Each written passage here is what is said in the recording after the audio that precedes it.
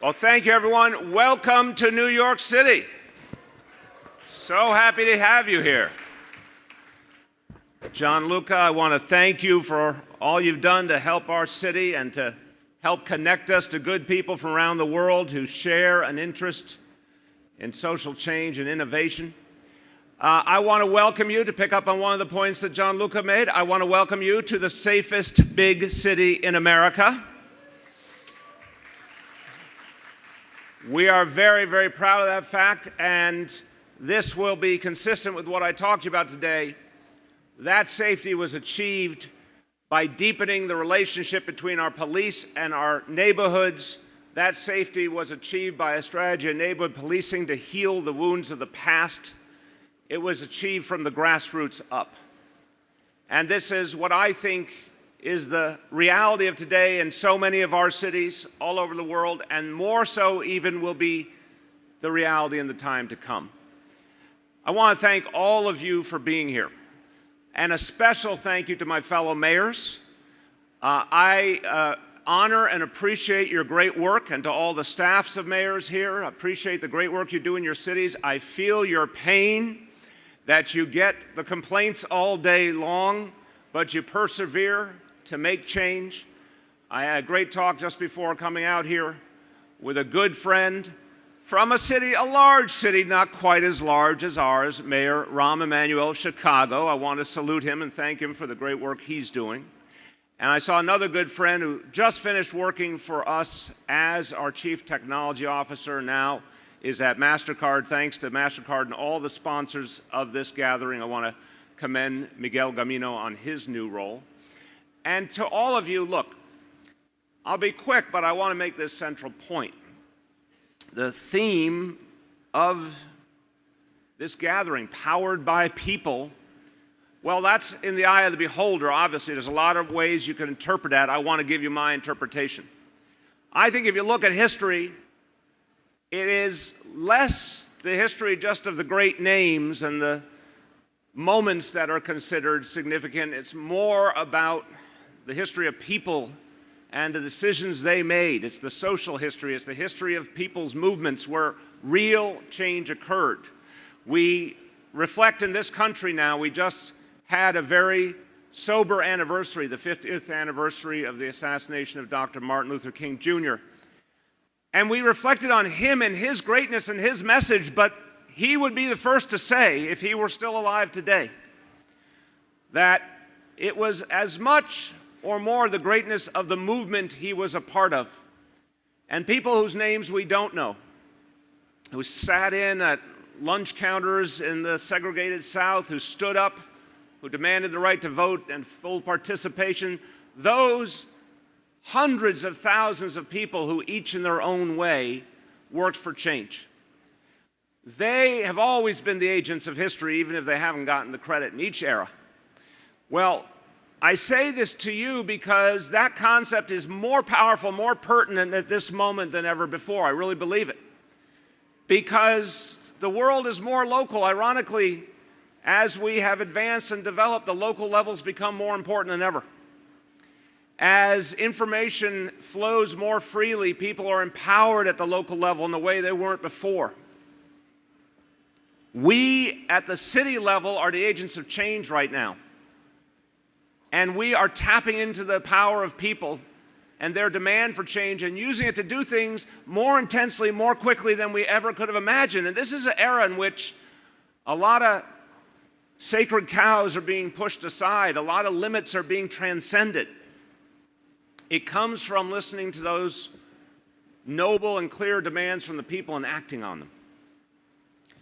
What we have to be smart about is not wasting the power of the people, not ignoring it, not seeing it as something ancillary, but understanding it as something central to all that we need to do. Now, look, there is another element, and I think a lot of people in this room understand it. If our national governments, and I am certainly not just talking about the United States of America, if our national governments all over the world were responding to the needs of everyday people more effectively, more consistently, more openly, more honestly, maybe the power of cities would be regarded differently. But our power and our meaning has both come from our ability to serve people and hear people and act on their needs in an innovative, passionate, real way in the here and now. That's our power, but our power has been magnified and made clearer, sadly, by the ineffectiveness of so many national governments and the unwillingness or inability of so many national governments to actually choose to do the bold and important things needed in this moment. I wish the best example was not on climate, but it is in so many ways. The notion that after so many decades, national governments finally made some progress, but still not enough, and then sadly our own nation walked away from the Paris Agreement. Well, everyone in this room should be proud of 300 plus American cities that step forward and say, we will keep to the Paris Agreement. We will keep the commitment for our national government.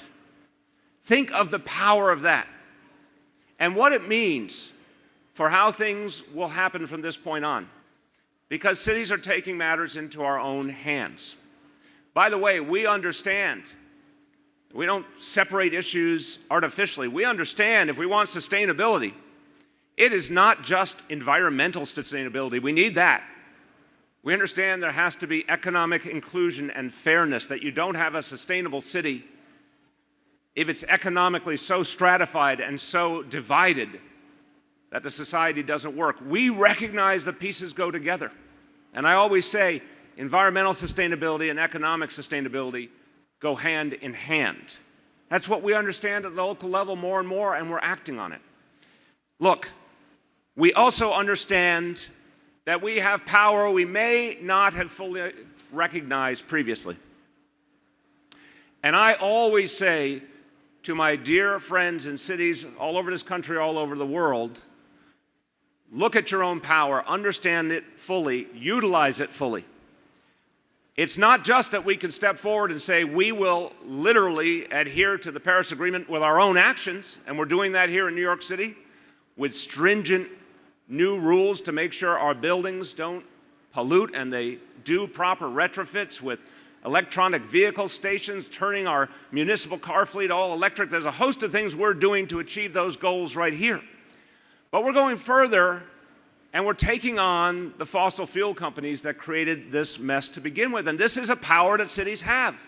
Our legal power, we are litigating against some of the leading petroleum companies to demand compensation for what climate change has done to us as a great coastal city, but we're also divesting.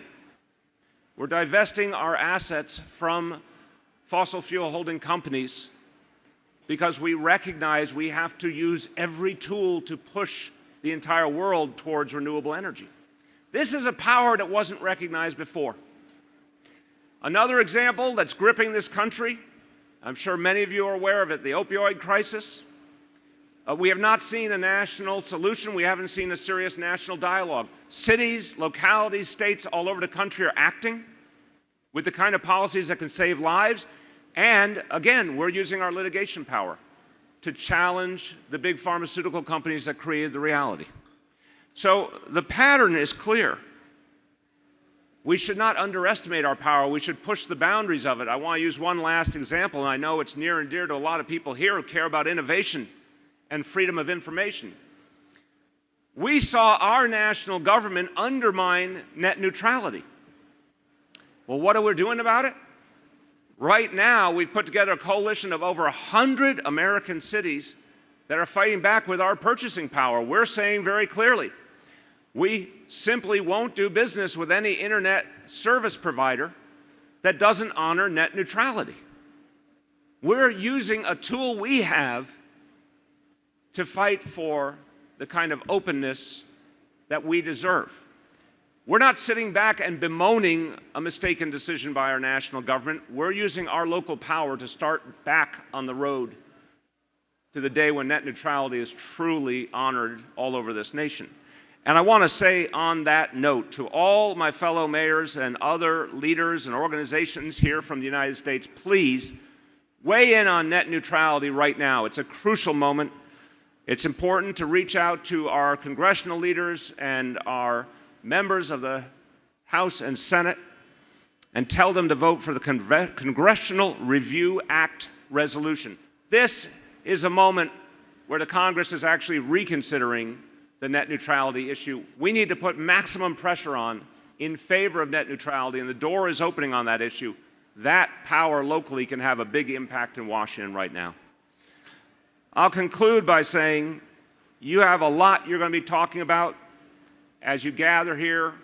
You'll be talking about innovation in all its forms. You'll be talking about how technology can improve our work serving people. You're going to constantly share best practices and ideas. Any gathering like this is inherently exciting because you meet people doing great things, and an idea sparks that you can use in your institution, in your city, and the sharing of ideas is energizing. I know you'll have that feeling here. But I ask you also to reflect on some of the power that you may not yet have fully tapped into, that power of the grassroots, that power of the local to change the dialogue and to achieve things that we thought weren't possible, but guess what? In this day and age, they are. Thank you, everyone, and a very warm welcome to New York City.